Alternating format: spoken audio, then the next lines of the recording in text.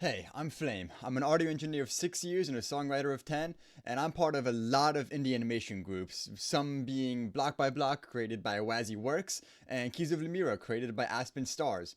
And within those groups, and a lot of other indie studios, I have worked with a lot of amazing, great people, but one thing a lot of these new amateur voice actors have is the quality of their audio.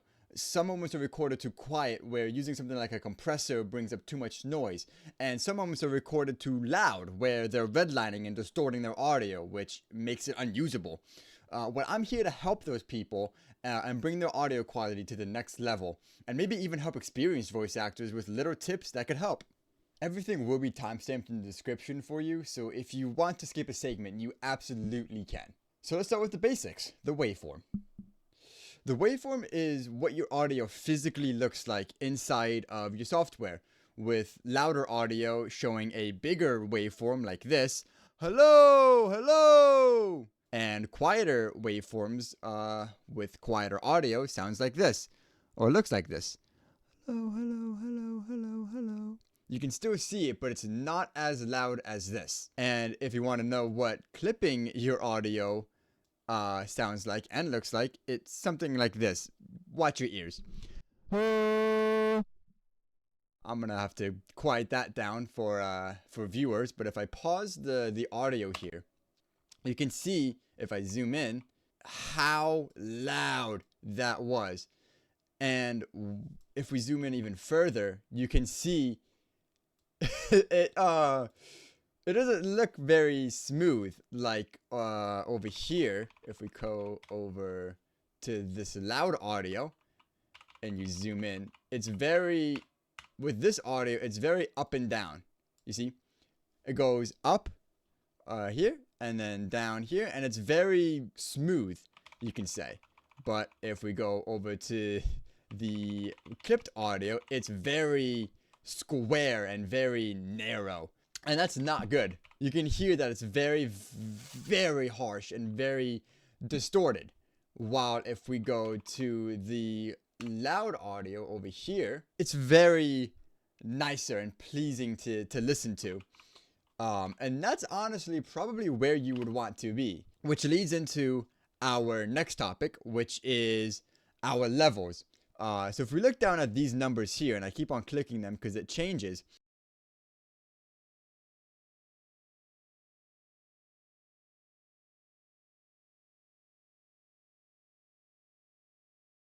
I'm hitting around negative 15 dB, which stands for decibels, or volume, meaning my voice is negative 15 dB loud.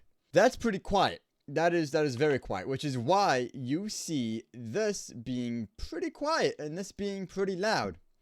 If we adjust, this is where there's an important topic called gain staging. Gain staging is on your interface. If you don't have an interface and you are using a USB mic, which a USB microphone is a connection like this that just plugs in directly into your microphone via the USB right there. I don't know if you can see. That allows the computer to talk to the microphone. This is a USB and an XLR, meaning that it has a USB connection and it also has an XLR connection for an interface. I am using right now an XLR microphone. A lot of people or newer voice actors typically use USB microphones, and a lot of the times those microphones have usually around 1 to 2 knobs. This one doesn't have any because all of its capabilities is in a software which I don't have installed on my computer. Otherwise, I would be showing you this microphone. This is the Shure MV7. They don't make these anymore, I think. I think they upgraded it to the MV7 Plus, I think. But either way, they use software to change their gain. For our purpose, we are going to be looking at the Blue Yeti, and we are going to be looking at the HyperX, because these microphones are typically used as I can't speak. these two microphones are used commonly within the newer amateur voice actors who don't really have that big of a budget. So first we're going to look at the Yeti microphone. Now, if you were using a USB microphone, this gain knob is extremely important for your recording. People get gain and volume mixed up a lot. They are two separate things. Gain is input sensitivity. Input sensitivity is how sensitive the mic is to sound. Meaning, the more this knob is to the positive side, the more sensitive it is to sound. So it's going to pick up more around your room. For example, I'm going to bring my gain knob up on my interface. But if you're using a USB microphone, it would be this gain knob right here. So the louder I bring it up, you can hear that? All of the noise in my room. You can hear my computer. You can hear all of my mouth noises. Oops, sorry. You can hear everything because the microphone now is so sensitive that if I was to talk normally, it would sound really, really loud. And even now, it's very, very loud. And if I do the opposite, where I turn it down, it's going to get really, really, really quiet until you can barely hear me. And I have to shout to be able to get the audio that I desire. So that's the importance of sensitivity. And I know what a lot of you are thinking, like, I could just do that in my software. I could just change the volume in my software. No. The reason you can't is because that's going to bring up that noise, because there's something called the noise floor, right? And the noise floor is a quiet sort of sound. It's the ambience, you can say. So like when I had my gain up like this,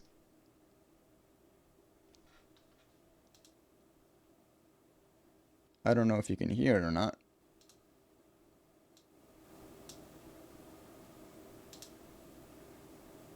There you go.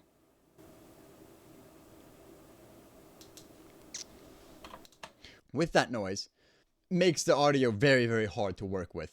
You think you can just put up the volume, but if I do that in my software here,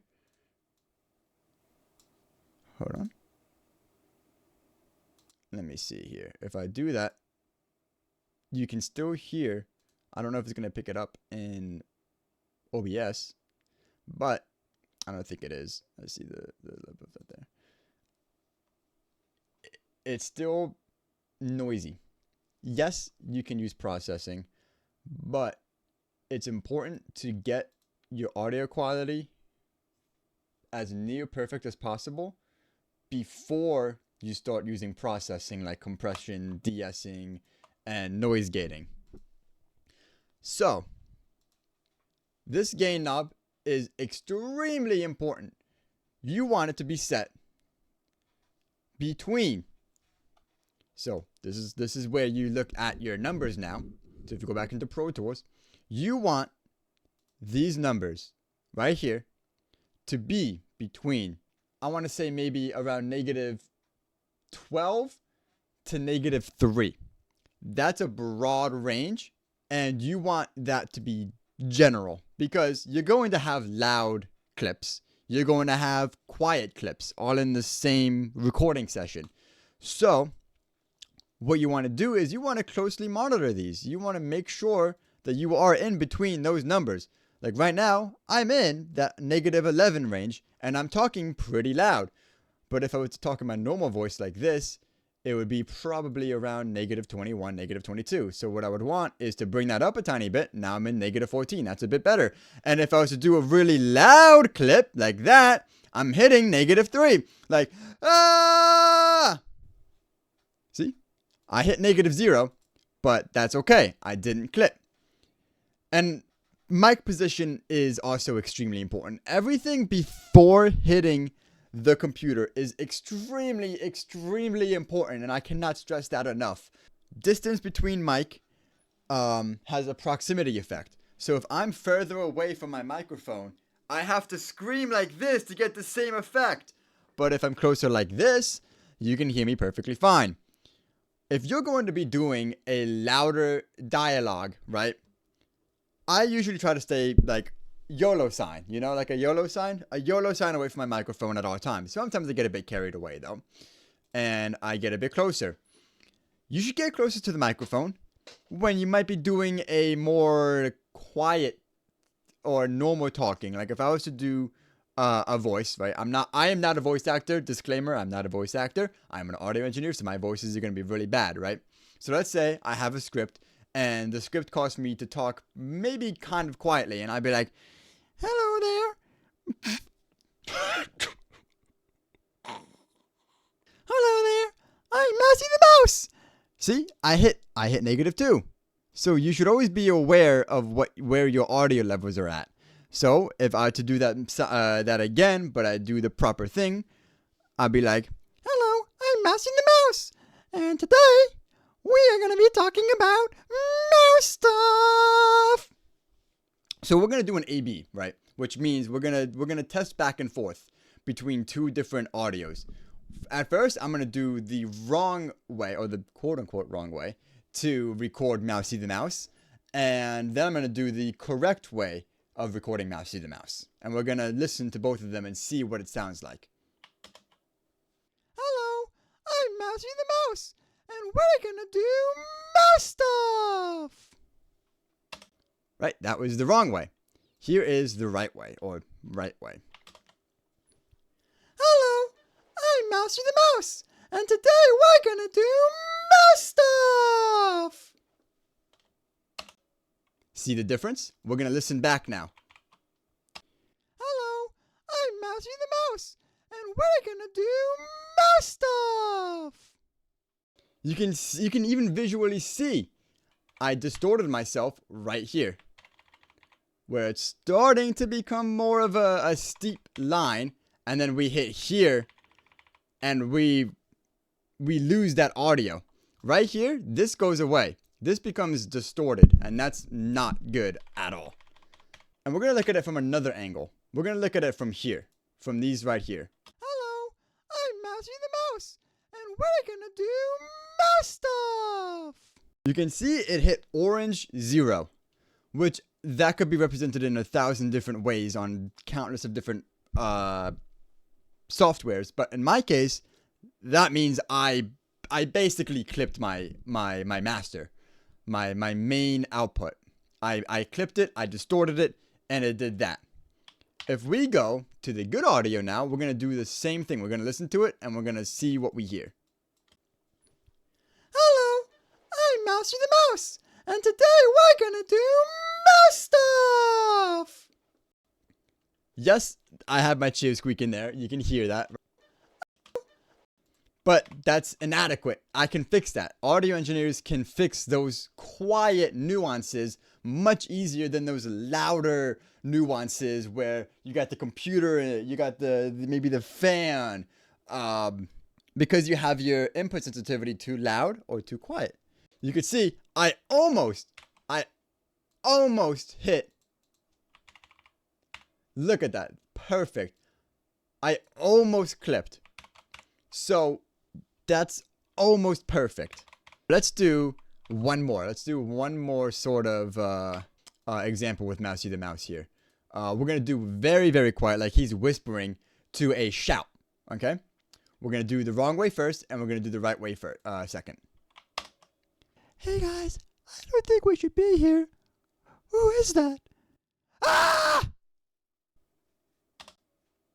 That was the wrong way. Here is the right way. Hey guys, I don't think we're supposed to be here. Who is that? Ah! You see, I was able to be much, much louder. And that's the importance of proximity and gain staging. Knowing your scenes. Know your scenes. Know your scenes. Know when you're going to have to be loud. Know when you're going to have to be quiet. And adjust accordingly. That's really important. knowing your lines, knowing when you're going to have to scream, knowing when you're going to have to be loud, and knowing when you're going to have to be quiet, and adjusting your audio so it's around that negative 12 to negative 3. Like, let's see. Hey guys, I don't think we're supposed to be here. Who is that? Ah! I was a bit quiet there. I could have probably been more generous with giving more gain. Hello, hello, hello, hello, hello, hello, hello. Ah! Hey guys, I don't think we're supposed to be here. Who is that? Ah! You see? Look at that. I might have clipped a tiny bit. Yeah, I clipped a tiny bit, I think. Let's see. No, I didn't. Perfect. Let's see the numbers now. Hey guys, I don't think we're supposed to be here. Who is that? Ah! We hit 0, but we didn't clip. That's fine. It's hard to get the exact numbers. That's why it's more of an estimate. -3 gives me room, or other audio engineers, to work with your audio. But it might be better to be able to turn down volume, or dB, than have to raise it. Because if you lower the volume from a loud scene like this, the noise floor doesn't go up, it goes down with the volume. So it's just easier for an audio engineer to bring down volume than bring up volume without having to bring in other issues like the noise. This is just the basics of how gain staging works and how waveforms work and how to see if it looks right and if it sounds right too. This is probably the best sound that you could get. That is just from changing this little knob right here, this little gain knob. The quadcast is the same, essentially. The microphone gain, the proximity, and just knowing your lines, knowing when you need to scream, knowing when you need to be quiet. I'm going to drill that into your head. Know when you need to scream, know when you need to be quiet, and adjust your gain accordingly. It doesn't have to be exact. It just doesn't have to clip. It cannot clip, otherwise it's going to be rendered basically useless to me or other audio engineers. I know this was a very run-on sort of video. I'm trying to just drill the point of mic gain, gain staging, and proximity effect. Using proper equipment as well. Let me go back to full cam here. Using proper equipment, like something like this. Something as simple as this can make things go from to. It's crazy. It's crazy, I know. I'm not moving.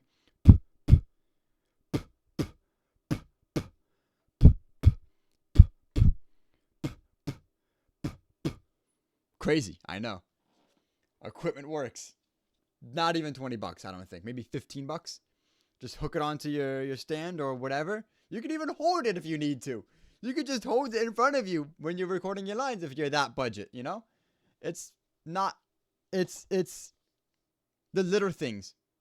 Socks, maybe. Socks can be rendered useful because socks act as a filter, because this is just a filter. But I guess it would depend on how thick or thin the sock would be. A thicker sock is going to make it sound like you're muffled. Like this.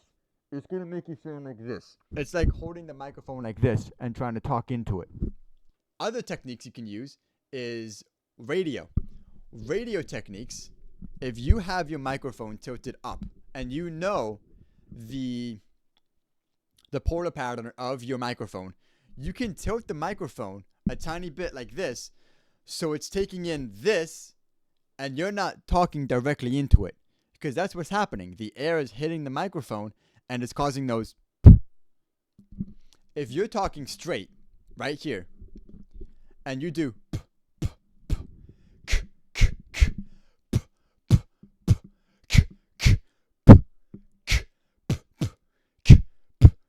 if you just talk straight and do your lines, that can go a long way too. So if you can't afford a filter like this is a great solution compared to a sock or other filters that might not be traditional. This is a great technique to use for voice acting. And you can see how well it works. Hello, it's Mousey the Mouse, and I'm here to do mouse stuff. Like, it's crazy. I know, it's crazy. But it works. These things work. I'm telling you. The 3 things I want you to take away from this today. Gain staging is important. Proximity is important. Mic technique is important. And knowing your lines. If you have any questions, DM me on Discord, F1AMEO_. Comment in the description of the video. And if I'm in a server of yours or an indie production, just DM me or at me in the server anywhere. I don't care. I love to help and figure out everything, because all of this is environment specific. If you're in a noisy environment, it's going to be harder. If you're in a quiet environment, it's going to be easier. But other than that, that was the general tips. I know I was all over the place. I apologize for that, but hopefully you got something from this, and I'll see you next time. See ya.